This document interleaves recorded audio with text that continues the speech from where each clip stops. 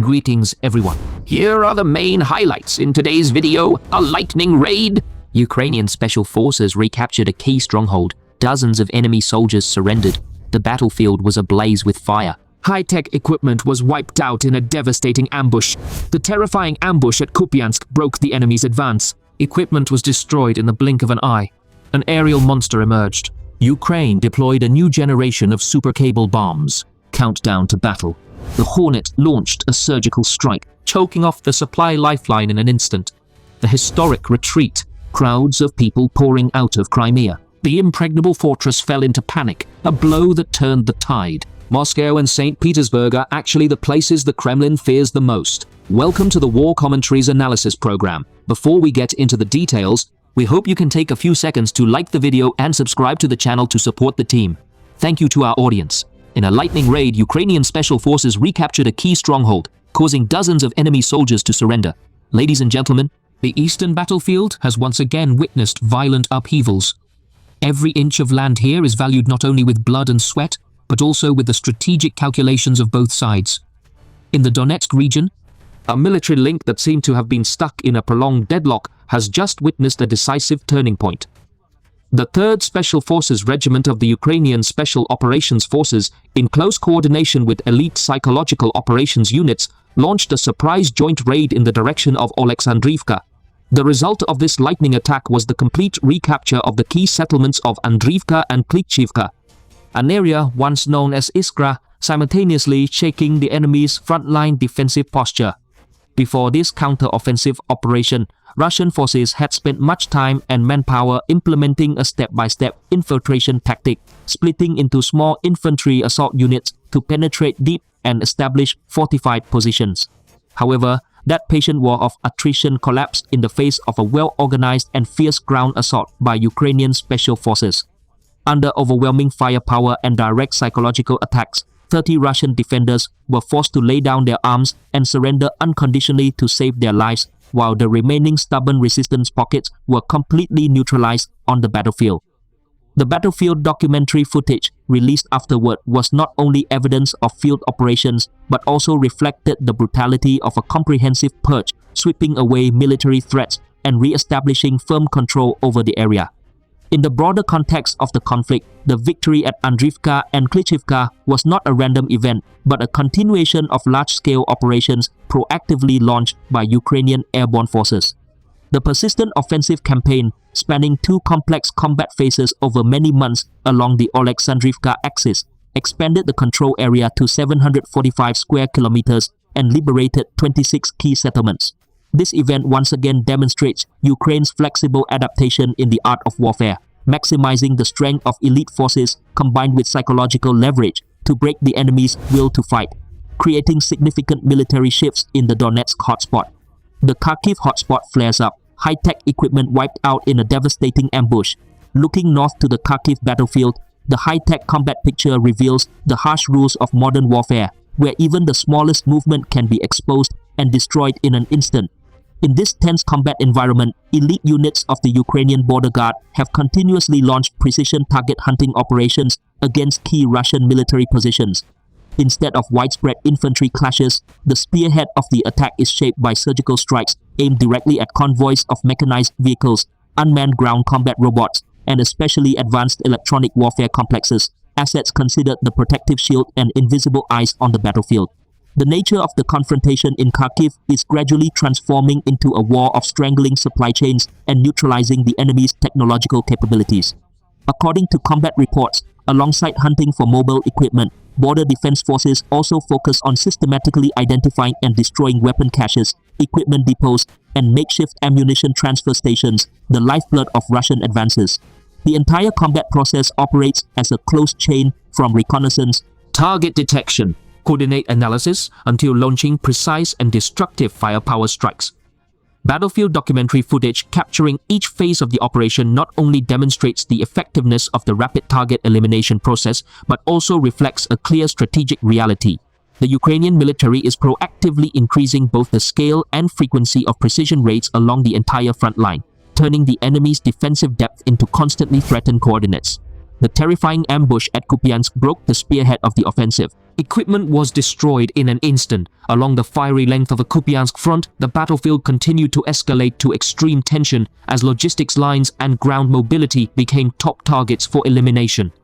In this vital area, elite units from the Unmanned Combat Detachment of the 077th Mobile Brigade, part of the 077th Assault Corps of Ukraine, are conducting a systematic attrition campaign to break the enemy's operational capability. With highly accurate firepower strikes, this airborne unit has delivered devastating blows,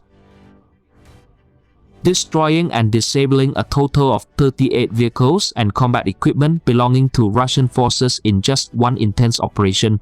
The list of losses on the ground clearly reflects the ferocity and scale of the relentless target hunt, including 3 ground combat robot systems, 9 fast mobility motorcycles, 7 all-terrain vehicles, ATVs, yet the enemy's frontline supply network continued to suffer heavy losses, with 3 UAZ-452 field vehicles, 2 Gazan 3302 transport trucks, 5 heavy military trucks and 2 key artillery pieces hit and disabled.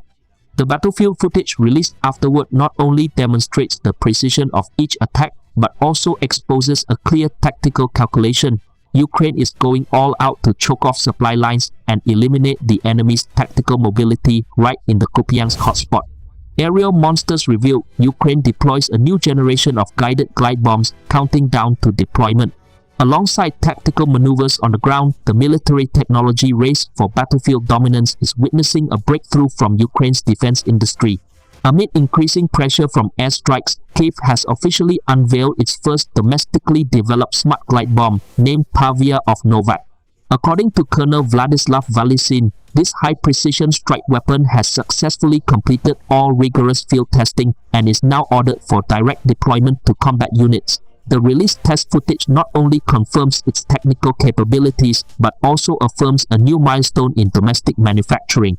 In terms of technical specifications and combat effectiveness, this guided bomb is equipped with a powerful 250 kg high-explosive warhead capable of hitting targets at flexible operational ranges from 10 to 130 kilometers, a range that allows the launch aircraft to strike from beyond the reach of many air defense systems. Short-range enemy air defenses. Notably, from the perspective of wartime economics, the production cost of this weapon is nearly 3 times cheaper than the JD guided bomb system supplied by the US, providing a significant advantage in mass production during a prolonged war of attrition. This is just the first step in a broader strategy, as Colonel Valisin revealed that Ukrainian engineers are simultaneously developing around 10 different guided bomb designs.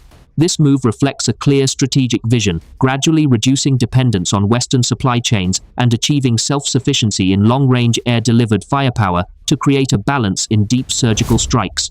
Killer bees. Striking with surgical precision, choking off supply arteries in an instant. Modern warfare has never been simply about direct firefights in the trenches.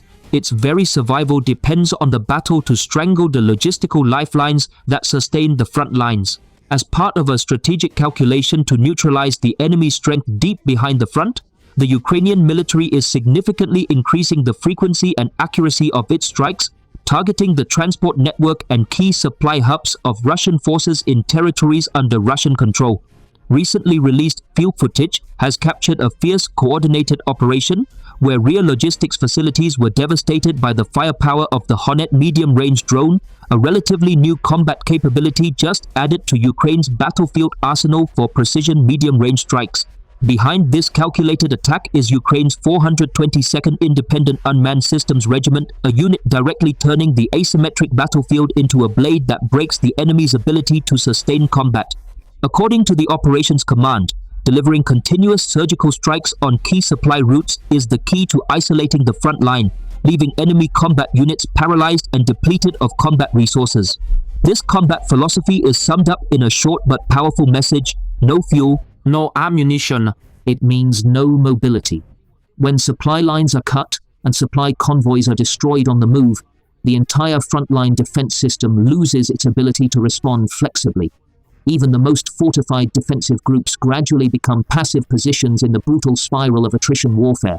The historic retreat. The stream of people hurriedly leaving Crimea. The impregnable fortress fell into panic. The Crimean Peninsula, the symbol of power and strategic pride that the Kremlin painstakingly built, is now going through the darkest and most turbulent days since the change of control. Once a seaside resort paradise filled with tourists every summer, this land is now witnessing a completely different reality as the suffocating atmosphere of war covers everywhere. According to reports from the American NPO publication, the relentless frequency of drone attacks from Ukraine has pushed daily life on the peninsula into a state of near paralysis. The anxious posts from local residents on social media have painted a bleak picture, with the entire transportation system coming to a halt and fuel supplies running out. The power grid is unstable. Stores and bank branches simultaneously closed. Even essential water supplies became scarce. The demographic picture changed, with about 1 million Russian residents and soldiers moving in to replace a large portion of Ukrainians who had left, raising the total population to about 2.5 million people now. They are facing an unprecedented and harsh survival crisis. From a strategic perspective, the previous intermittent harassment attacks by Ukraine aimed at asserting their determination to reclaim the peninsula have transformed into a systematic blockade and attrition campaign. The main firepower is heavily focused on military bases in northern Crimea. Analyzing this situation, former US Navy Rear Admiral Mark Montgomery pointed out that the shortage in the supply chain is presenting the Kremlin with a difficult problem. Maintaining the presence of a large population in an area with a strangled water supply, loss of fuel, and food depletion is impossible. And the prospect of people having to find a way leaving the peninsula is almost inevitable. Ukraine's operational spearhead has become even more dangerous as it targets transport fleets and civilian ferries carrying essential goods to Crimea. As Ukrainian Navy spokesman Dmytro Pletenchuk affirmed, the precise attacks on more than 130 enemy vessels in the Sea of Azov and over 80 vessels in the Black Sea have exposed Russia's complacency regarding its naval superiority. While Moscow has spent months trying to catch up with Ukraine's advances in asymmetric warfare technology, the maritime logistics capability that sustains the peninsula has officially fallen into a strategic deadlock. Nevertheless, pushing the peninsula into a state of deep logistical isolation does not necessarily mean that a military campaign to liberate the area is imminent. Objectively speaking, the Ukrainian armed forces still do not have enough large-scale capability to launch a full-scale offensive to regain comprehensive control of Crimea. President Volodymyr Zelensky himself has also affirmed that the top priority remains preserving the lives of soldiers rather than launching a risky raid. Although long-range attacks have not immediately changed Moscow's territorial control, they are gradually eroding and seriously weakening the local administration's ability to govern and ensure the welfare of the population. Ironically, Crimea, once celebrated as an inviolable part of Russia, is now witnessing the unusual silence of the Kremlin in the face of the daily damage and destruction occurring in this region. The blow that could turn the tide. Moscow and St. Petersburg are actually the places the Kremlin fears the most. In ancient Slavic mythology, the life of the immortal demon Kaschai does not reside in his physical body, but is sealed inside a secret needle hidden deep within. Only those who can break that needle can defeat this seemingly invincible being. If we compare this to modern Russia, many observers mistakenly believe that Kaschai's needle, the fatal weakness of President Vladimir Putin's regime, lies in the Crimean Peninsula. However, according to the sharp analysis of Maximilian Andronikov, often known by the codename Kaiser from the Freedom of Russia Legion volunteer force, the real Achilles heel of the Kremlin actually lies in the two political and cultural hearts of the country, the capital Moscow and the city of St. Petersburg, or even further in the isolated power complex at Valdai. The elite leadership always treats the residents of these prosperous metropolises with caution and maximum protection because they are the class with high social awareness, the most sensitive to current events, and have the potential to spark the strongest wave of resistance if their lives are disrupted. For most of Russia's urban public, the fate of a distant Crimean peninsula is not something they are overly concerned about. What binds their tacit agreement with the ruling system is their comfortable standard of living, the ability to connect to the global internet, overseas trips, or simply a mug of beer and a delicious slice of fish on the family dining table. Therefore, protecting Moscow and St. Petersburg from economic decline, as well as public discontent and the risk of widespread protests, have always been considered matters of survival. Nevertheless, the seeds of change are not only smoldering in the central cities, but can also erupt from the remote regions across Russia as the poor gradually realize they are being drawn into a downward spiral with no way out. Analyzing more deeply the tense movements on the front lines, Kessler observes that the war seems to be entering a phase of decisive final efforts, where the results achieved on the ground after prolonged brutal campaigns through the lean seasons will directly force Russian leaders to make a pivotal choice: accept a peace settlement or continue sinking deeper into a deadlocked quagmire. The head of the Kremlin seems to be constantly delaying this decisive moment, because if he could foresee that the confrontation would develop in a difficult direction, so exhausting and complicated, perhaps the decision to launch the military campaign would never have been made. Now, the pressure to show a concrete result to the public is weighing heavily on the authorities, even though the Russian public is generally indifferent to the situation in Ukraine and only cares about daily safety. Deep in the consciousness of the leadership is the historical obsession with the downfall of Tsar Nicholas II, a tragedy of a dynasty that collapsed completely after suffering defeat in a brutal war that the public never forgave. Instead of seeking an honorable exit through reasonable settlement agreements that had already been prepared, the Kremlin still chooses to go all in, hoping to force the opponent to make concessions, even though this carries the risk of strangling its own system. So, in your opinion, why does Putin insist on fighting to the end and not withdraw his troops?